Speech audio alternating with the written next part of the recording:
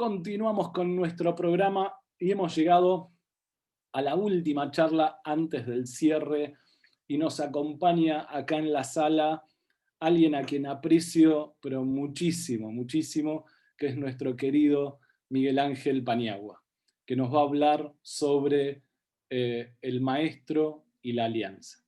Querido Miguel Ángel, ¿estás ahí? Vamos a habilitarle el micrófono a Miguel Ángel. A ver si puede encender su micrófono.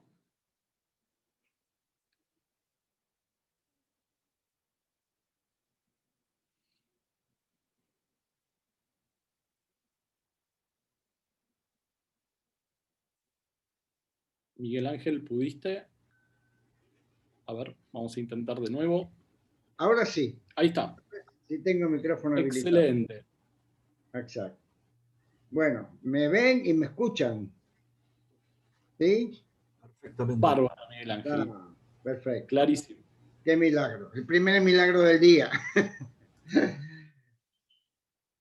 Bueno, la verdad me cuesta comenzar la charla, sobre todo porque casi tengo que enjugar mis ojos después de ver la maravillosa participación de nuestros niños. Y quiero decir una sola frase. Todos sabemos que aquellas cosas que nos están dadas en la primera infancia quedan grabadas como en la piedra en nuestra mente y en nuestro corazón. Por lo tanto, el valor que le tenemos que dar a eso es muy, muy grande. Y la otra cosa que voy a hacer antes de comenzar la charla es agradecer especialmente a esta maravillosa conducción y coordinación de nuestro querido Darío Said. Yo sé que él no lo va a decir, así que yo voy a decir que realmente hemos tenido un coordinador de lujo en toda la escuela. Muchísimas gracias, Darío. Muy bien. Es una enorme alegría poder compartir con todos ustedes una escuela de verano. Esta virtualidad obligada tiene la ventaja de que seamos muchos los que podemos por lo menos ver nuestros rostros, compartir opiniones. Tal como decía Joe Effendi, es un lugar y un momento para estudiar, profundizar juntos los escritos y sobre todo comprender sus implicancias en nuestra vida cotidiana. Me ven a mí, ¿no? Porque yo no me estoy viendo a Darío. ¿Está bien? ¿Estamos bien, Darío? Te vemos perfecto, Miguel Bien, Ángel, y te escuchamos bárbaro. Gracias. Gracias, querido. Estoy seguro que el tema que vamos a estudiar ahora supera mis capacidades, por lo que están todos convocados a colaborar con el aporte de sus propios conocimientos. Así nos nutrimos en forma participativa en un tema tan determinante como es la voluntad y testamento de Abdul Baha. En palabras de Shoghi Effendi, estamos hablando de la Carta Magna del nuevo orden mundial de Baha'u'lláh. Este documento es fundamentalmente la ratificación de la alianza de Baha'u'lláh con su pueblo y absolutamente fundacional en la confirmación de los pilares que la sostendrán por siempre. Las sagradas instituciones gemelas de la Guardianía y de la Casa Universal de Justicia. Determina, por otro lado, las características que regularán su funcionamiento y somete a consideración de los creyentes el valor de conservarse firmes ante los violadores de dicha alianza, prueba suprema a la que toda dispensación está sometida. El documento consta de 3 partes que seguramente fueron escritas en 3 momentos diferentes. Todo el escrito está redactado con una prosa mística y poética que enmarca, sin embargo, conceptos y mandatos de una profunda espiritualidad y, por otro lado, de una inapelable precisión, repasa y pone en evidencia dramáticas pruebas, tanto de la dispensación de Bahá'u'lláh como de la suya propia. Pone en conocimiento de los creyentes los cimientos sobre los que se edificará el cuidado, la administración y el desarrollo de la fe luego de su partida física. En la parte 1 comienza haciendo mención a Bahá'u'lláh, al significado de su alianza, y usa como metáfora la palabra escudo, como una protección, llama del templo de su causa. Todos sabemos que la alianza es el convenio que el profeta establece con el mundo en general y con sus seguidores en particular, a través de qué? De su libro, y en este caso para toda la dispensación. Hay una elíptica referencia al futuro guardián en los párrafos que siguen, cuando menciona la expresión perla inapreciable, que luego todos conocimos como título del libro que Ruya Canón dedicó a Shoghi Effendi. Y dice, la luz que después de mi ascensión brillará, pues he aquí que él es la sagrada y bendita rama.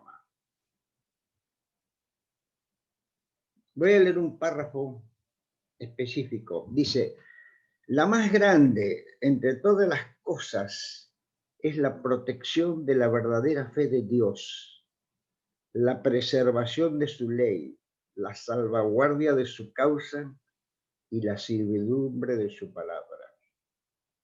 Nos preguntamos en este párrafo, ¿cuáles son las palabras claves?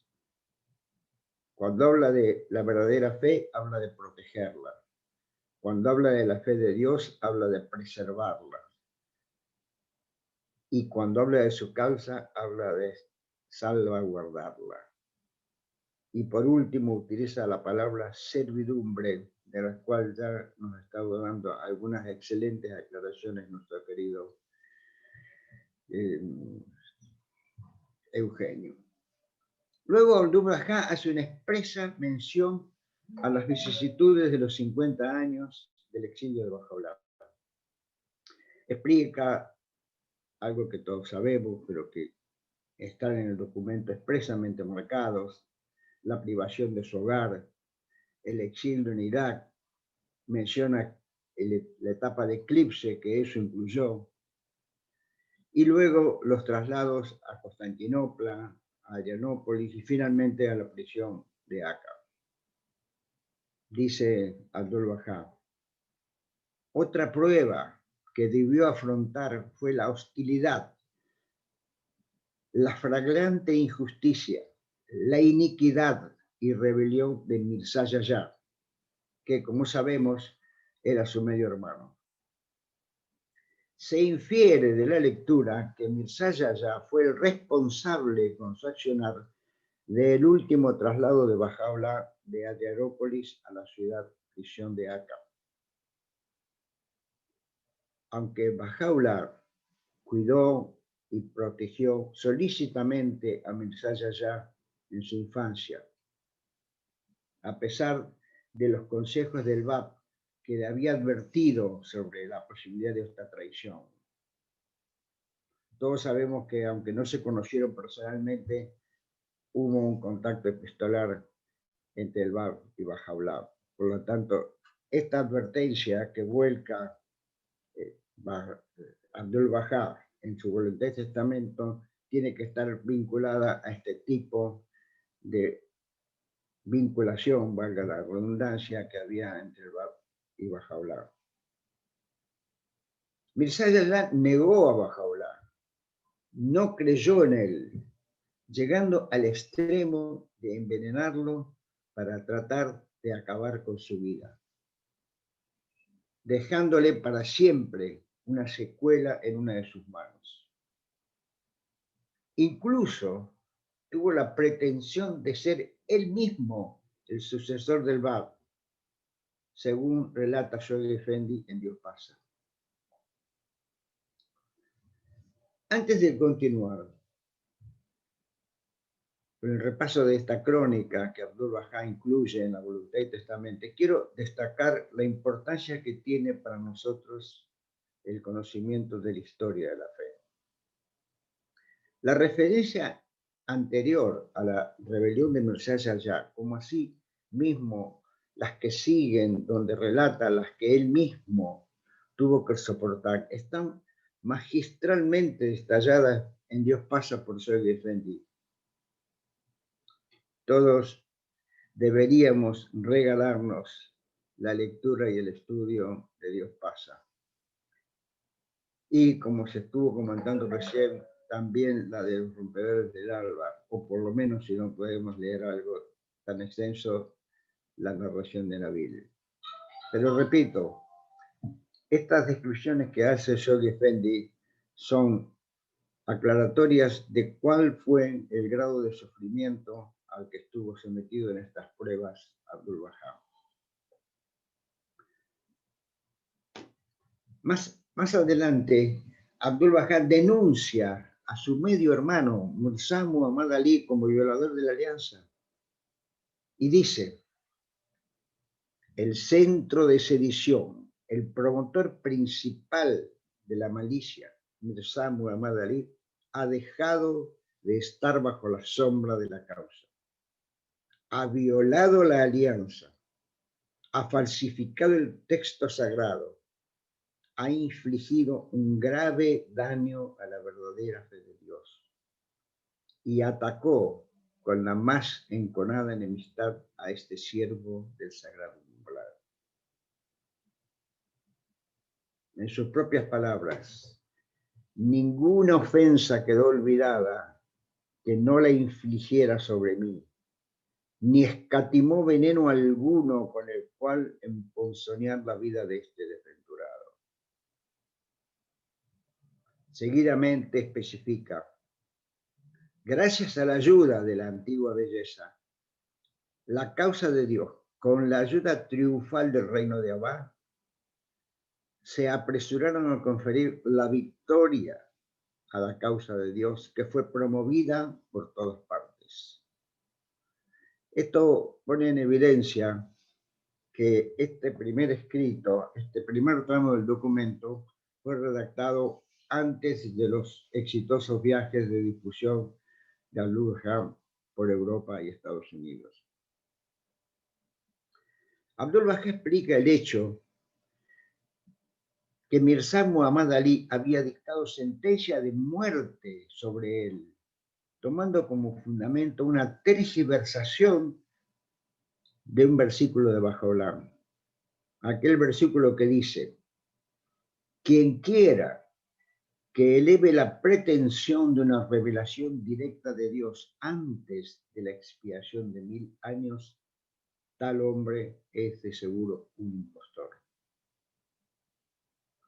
Se le atribuyó falsamente a Abdu'l-Bahá que él había manifestado ser enviado de Dios, incluso con el título de retorno de Cristo, cosa absolutamente falsa, porque no había sido para nada aducido esta condición por parte de Abdu'l-Bahá. Es más, había sido el propio Mirza Muhammad Ali que le había intentado tal despropósito en su pasado. Miren, amigos, hay un relato pormenorizado de estos 4 años terribles en la vida de Abdu'l-Bahá, que está, como les decía, en Dios pasa.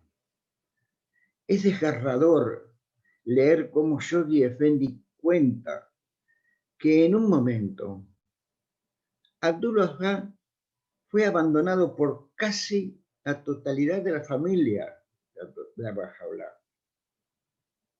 Quedaron con él, según cuenta Shoghi Effendi, solo su esposa, una hermana soltera, sus 4 hijas solteras y un tío. Fueron, según Shoghi, 4 años angustiosos. Me he sentido tentado de leerles estas páginas de Dios pasa, pero realmente alargaría mucho el tiempo de la charla, pero recomiendo su lectura, por favor. Mire, Les digo, están entre las páginas 231 y 233, así que no se las pierdan, por favor. Sigo con la crónica de este imprescindible documento. En un documento falso de calumnias, Abdul-Wahab era presentado al gobierno como un enemigo mortal de la corona, que tenía el propósito de operar en su contra. En esos días, Abdul-Wahab escribió: en la jaula de este mundo aleteo como un pájaro asustado, y cada día ansío emprender mi vuelo hacia tu reino. Frase que no voy a comentar. Luego él exhorta a quienes han permanecido firmes en la alianza a lo siguiente. Les dice: no descansar un instante, no buscar reposo, dispersarse por todos los climas, viajar por todas las regiones, activos y firmes hasta el fin, alcanzar renombre donde quiera que vayan, arder como una luz en cada reunión, tanto en Oriente como en Occidente. Cuando uno va avanzando en la lectura de este documento, se da cuenta de que todos los principios de la fe están contenidos en él, que todos los consejos que recibimos de cualquier orden están contenidos en él. En este punto, el documento aborda el tema central de la designación de quién o a quién deben volverse los fieles luego de su partida. Voy a ser exacto en esto con su lectura.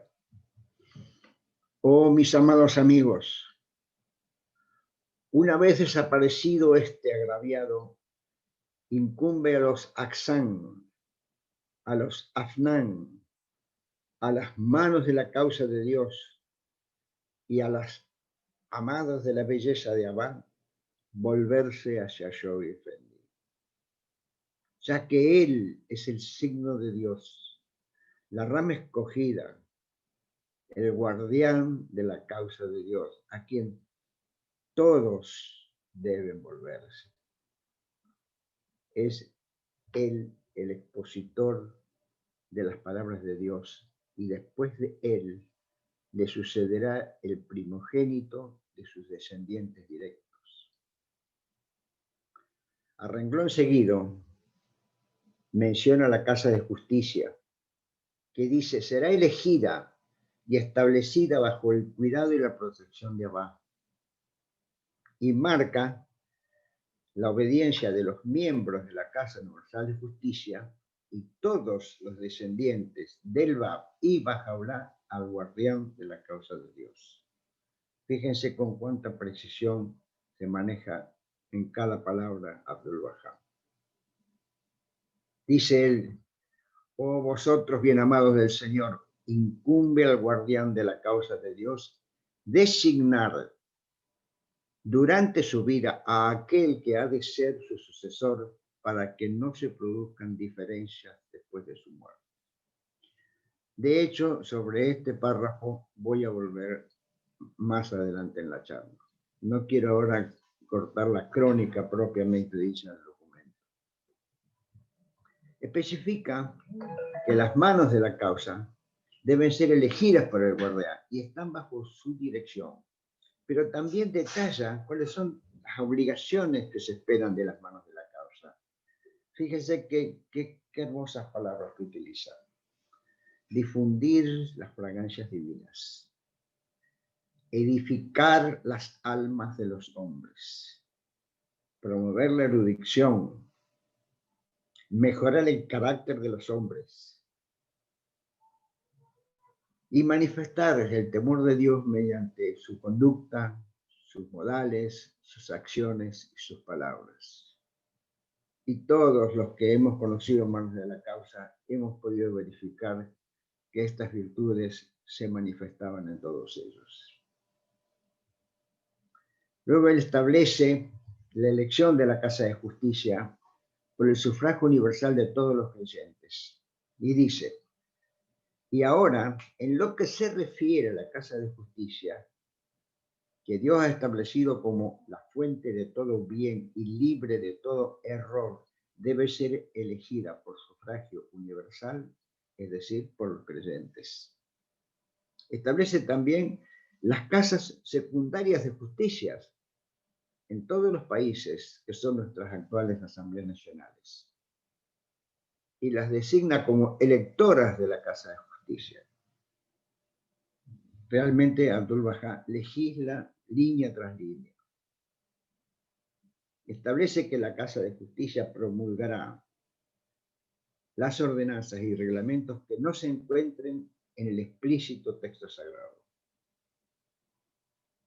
El final de la primera parte es para referirse al hukuku y especifica que debe ser ofrecido por intermedio del guardián.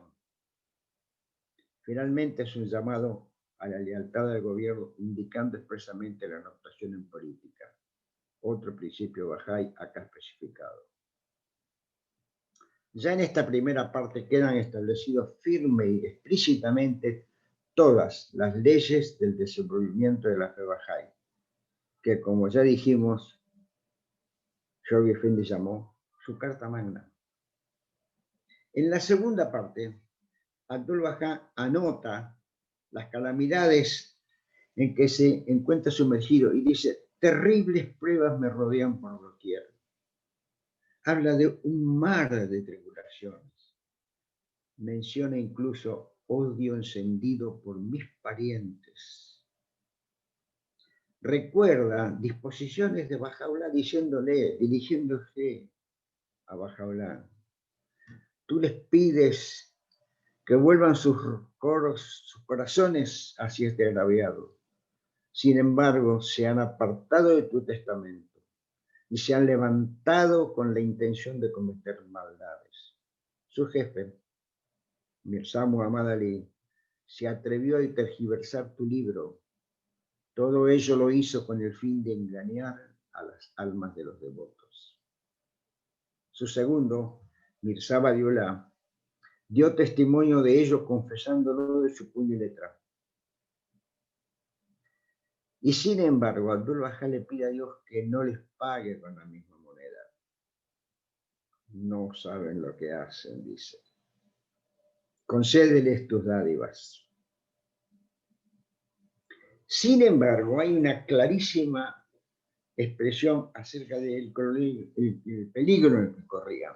Porque dice, oh queridos amigos, me encuentro en gran peligro y he perdido la esperanza de vivir una hora más. Es por eso que me veo obligado a escribir estas líneas para la protección de la causa de Dios. Hace entonces un llamado para que los fieles se vuelvan hacia la Casa Universal de Justicia.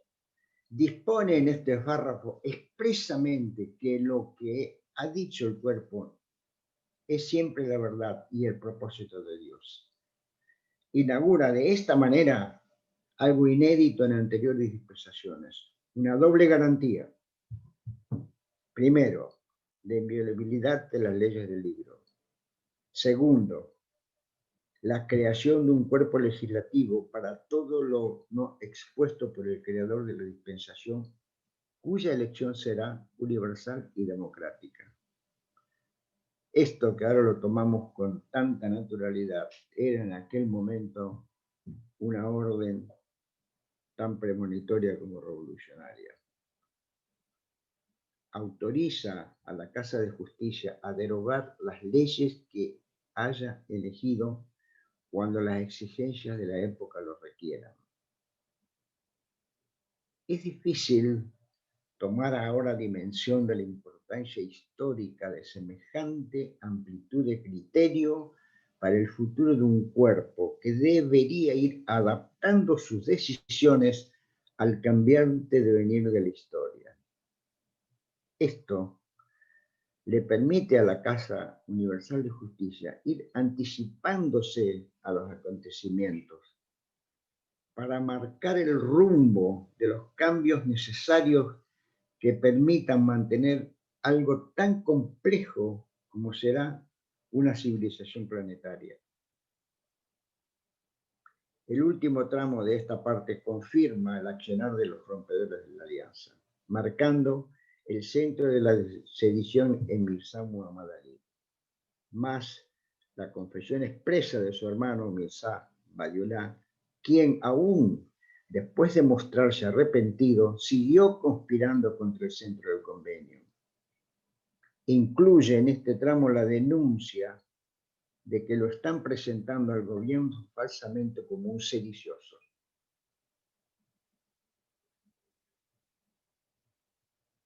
Como les decía, es desgarrador leer en las páginas de Dios pasa el retrato de Joe Defendi acerca de cómo prácticamente casi toda la familia lo abandona.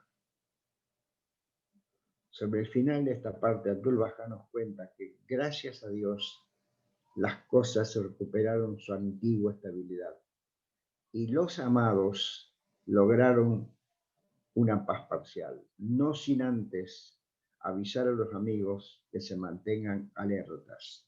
Utiliza frecuentemente la palabra alerta. Llegamos así a la tercera parte de este documento,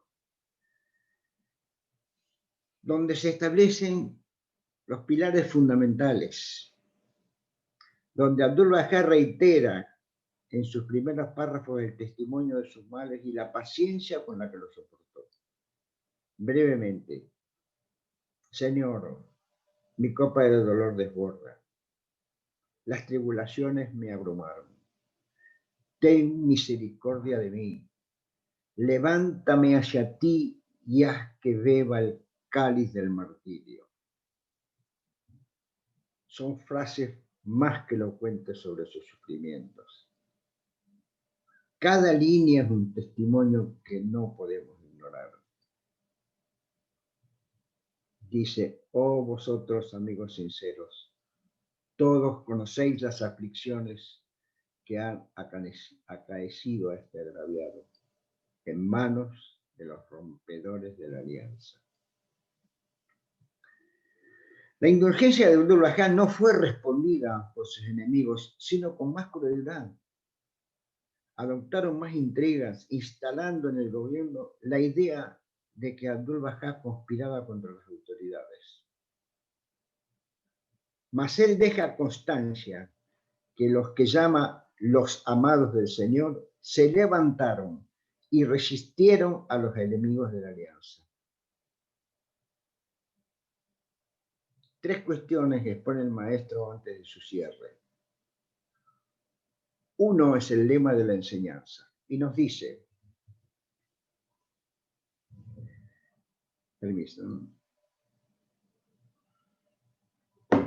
de todas las dádivas de Dios, la mayor es la dádiva de la enseñanza. Esta atrae hacia nosotros la gracia de Dios y es nuestra primera obligación. El otro es una exhortación a los amigos a cuidar solícitamente a Joe Defendi para que pueda crecer hasta transformarse en un árbol con frutos. Y esto también fue premonitorio porque todos sabemos cuán fructífera fueron los 36 años de guardianía. Dice finalmente sobre la Casa de Justicia, reitera algo, todos deben buscar guía y volverse hacia el centro de la causa y la Casa de Justicia. Muy bien con el tiempo, Darío, ¿no? Bueno. Antes de seguir, debo mencionar expresamente que en el texto del documento se especifica un tema que pondrá también a prueba la capacidad de comprensión de las generaciones posteriores, como asimismo la sabiduría de las manos de la causa. Me estoy refiriendo expresamente a la sorpresiva desaparición de Joe Defendi en 1957, sin dejar designado un guardián que lo sucediera, y sin la existencia en ese momento de una Casa Universal de Justicia. Me refiero al párrafo donde especifica cómo se dará continuidad a la guardianía a través de los varones primogénitos descendientes de Joe Defendi y así sucesivamente. Como bajay reciente que era en ese momento, me tocó vivir, como a más de uno de ustedes, el tremendo impacto emocional y la consiguiente confusión que este hecho produjo. Estábamos todos sometidos a prueba. De hecho, es una de las pruebas de las que recién hablamos. Pruebas que nos abarcaron a todos, a todos. Tanta fue la confusión que una mano de la causa, Mason Remy, se autoproclamó como segundo guardián de la fe, aduciendo haber sido el presidente de un consejo de manos de la causa en los últimos años de la vida del guardián. Este hecho fue rápidamente superado, ya que las manos de la causa tomaron la dolorosa decisión de declararlo violador de la alianza y separarlo de la causa. Estuvieron obligados a separar a uno de ellos mismos. Me parece interesante aprovechar en este momento de estudio conjunto que estamos haciendo cómo fue clarificado este tema. De ninguna manera serían adecuadas ni suficientes mis propias palabras. Es necesario referirnos a las aclaraciones que la Casa Universal de Justicia hizo en algunas comunicaciones, cartas que encontramos en un apéndice del libro La Dispensación de Bahá'u'lláh. Expresamente, hay una edición de la Dispensación de Bahá'u'lláh que tiene un apéndice con las aclaraciones de la Casa de Justicia sobre esta cuestión. En estas cartas, la Casa Universal de Justicia hace un análisis profundo de algunos párrafos escritos por Shoghi Effendi en ese libro, explicando los roles y la interrelación de las funciones de ambas instituciones, la Guardianía y la Casa de Justicia. Voy a extractar lo más sucintamente posible ambos textos y las cuestiones que allí quedan aclaradas, por supuesto. La primera cuestión es que ambas instituciones, al ser creadas como partes imprescindibles de la dispensación, existen más allá de la presencia física de determinadas personas. La otra cuestión, que cualquiera de ellas funciona por sí misma. Dice la Casa de Justicia: aun cuando Shoghi Effendi contemplaba el funcionamiento en conjunto, no puede deducirse lógicamente de esto que uno es incapaz de funcionar en ausencia del otro. Durante 36 años de guardianía, Shoghi Effendi funcionó sin la Casa Universal de Justicia. Ahora, la Casa Universal de Justicia debe funcionar sin el guardián. Pero el principio de inseparabilidad permanece. La guardianía no pierde su significado ni su posición en el orden de Bahá'u'lláh meramente porque no hay un guardián viviente. En otra carta, no hay duda de que la voluntad y testamento del Dr. Bahá. Shoghi Effendi defiende que era la autoridad designada para nombrar un sucesor, pero él no tuvo hijos y todos los Aqsan, que eran los descendientes de Bahá'u'lláh, todos los sobrevivientes, los Aqsan sobrevivientes, habían violado el convenio. Por lo tanto, como las manos de la causa de Dios declararon en 1957, es claro que no había nadie a quien él pudiese nombrar. El hecho de que Shoghi Effendi no dejara testamento no puede ser aducido como prueba de que no haya obedecido a Bahá'u'lláh. Más bien, debemos reconocer que en ese silencio hay una sabiduría y un signo de su bien infalible.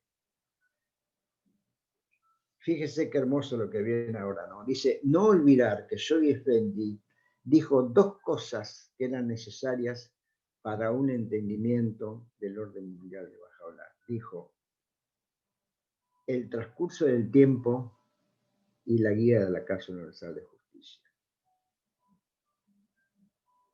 el transcurso del tiempo y la guía de la Casa de Justicia.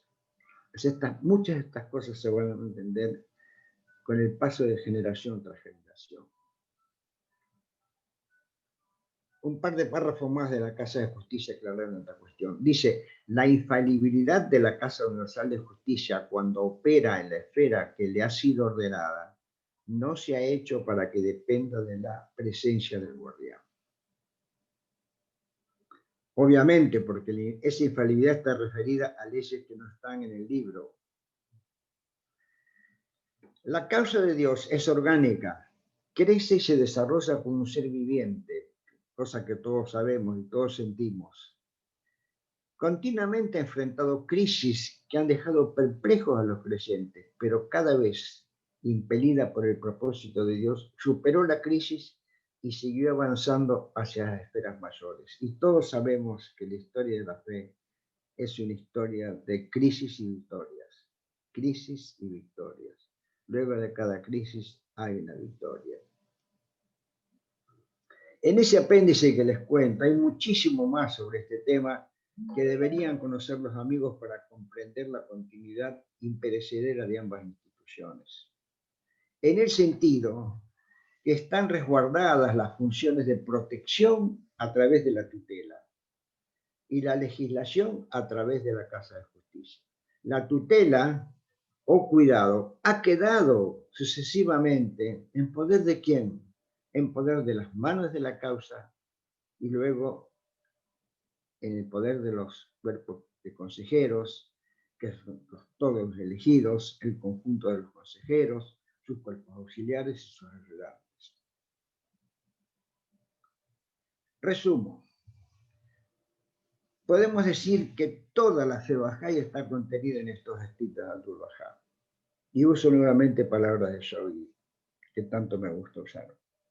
El eje alrededor del cual giran sus instituciones son las auténticas disposiciones de la voluntad y testamento de Abdul Baha.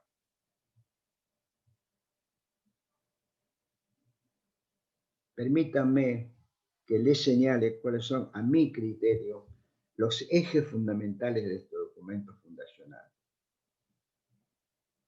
Reconocimiento expreso de los primeros creyentes. Las pruebas y crisis provocadas por los rompedores de la alianza, tanto en vida de Bahá'u'lláh como en el ministerio de Abdul Baha. La primera difusión de la fe tanto en Oriente como en Occidente. El cuidado y protección de la causa. La necesidad de separarse de los rompedores de la alianza. La designación de Shoghi Effendi como primer de guardián y la fijación de la continuidad de la guardianía como institución. Los detalles sobre atributos y elección de la Casa de Justicia. Establece al guardián y a la Casa de Justicia como pilares gemelos del futuro orden administrativo. Confirma el estatus de las manos de la causa y sus obligaciones.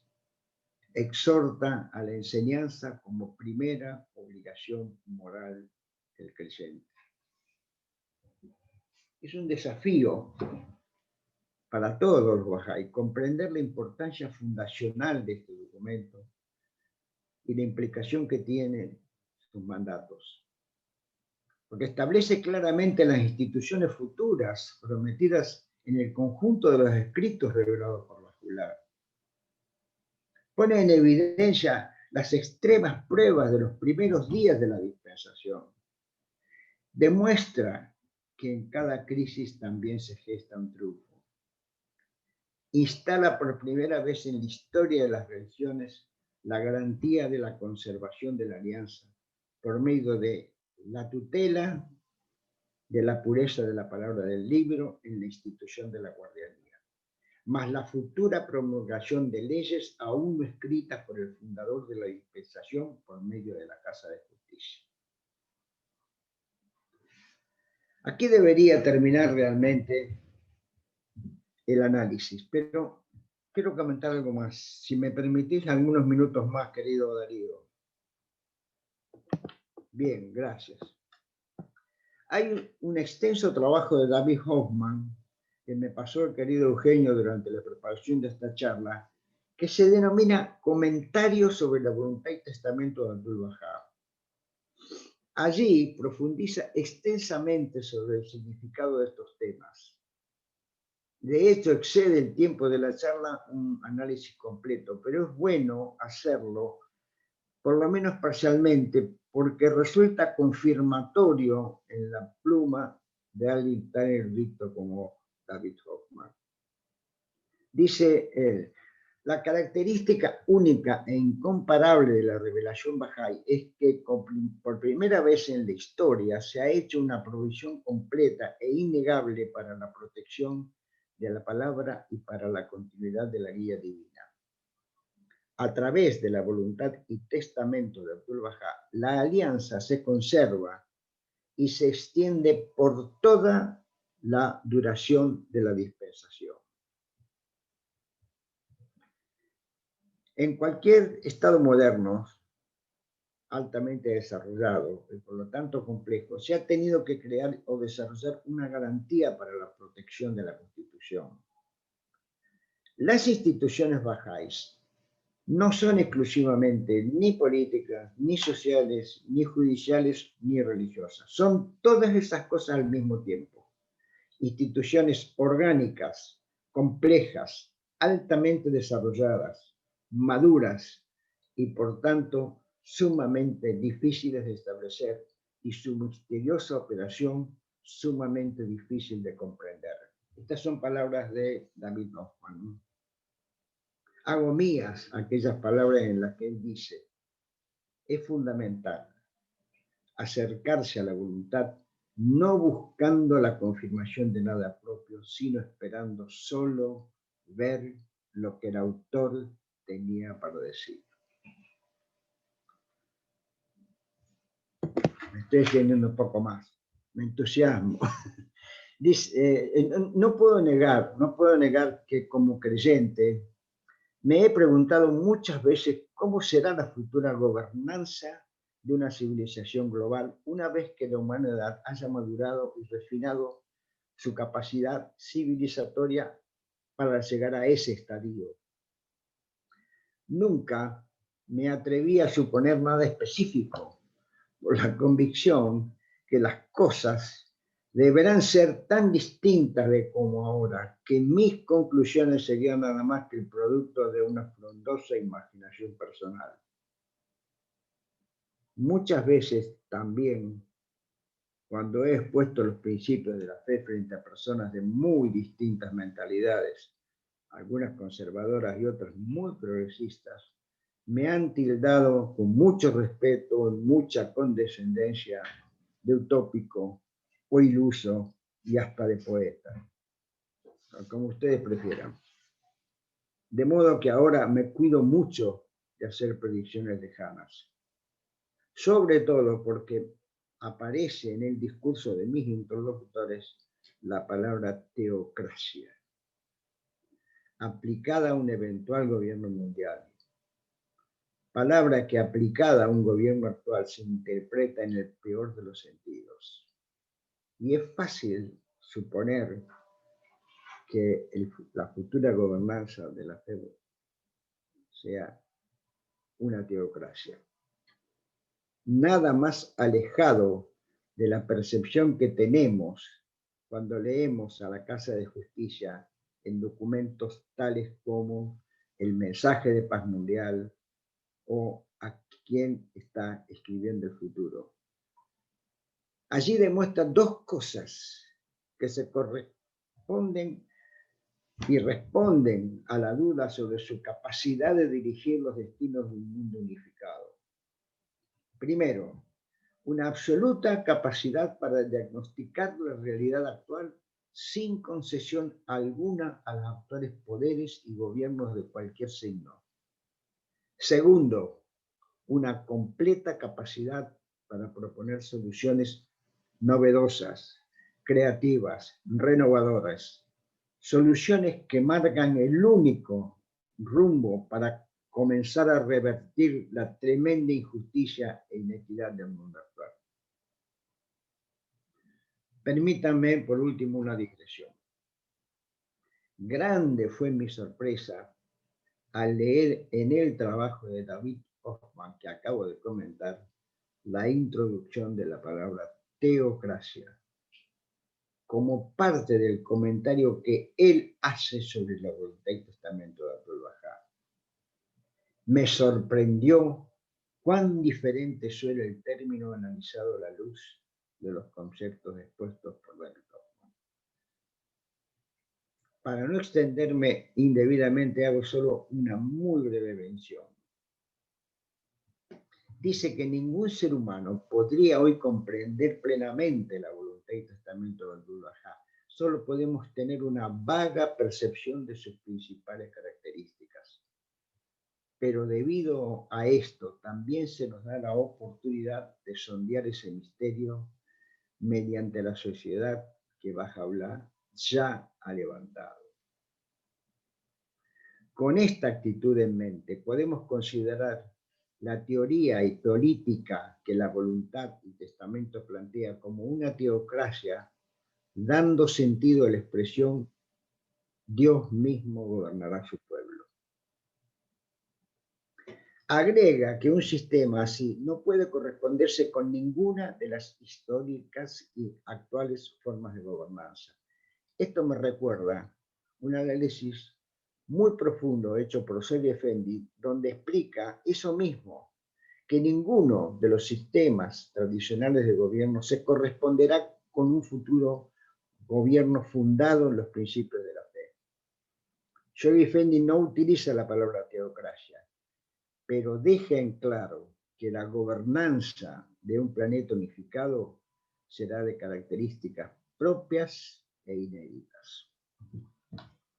Bueno, me he extendido un poco de más, pido perdón, he hecho esta pequeña digresión final solamente para ejemplificar cuál incalculable potencia civilizatoria tiene este maravilloso documento, con cuyo modesto análisis cerramos las charlas de nuestra querida Escuela de Verano Virtual. Hago votos para que en un futuro cercano recuperemos la alegría de un abrazo presencial. Muchísimas, muchísimas gracias.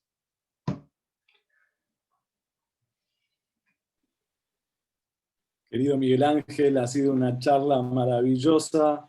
Estamos muy, pero muy felices, así que muchísimas, pero muchísimas gracias. Quiero pedirle a todos que abran sus micrófonos. Y vamos Gracias, Miguel. Gracias, Miguel. Gracias. Gracias. Hermosa charla. Gracias.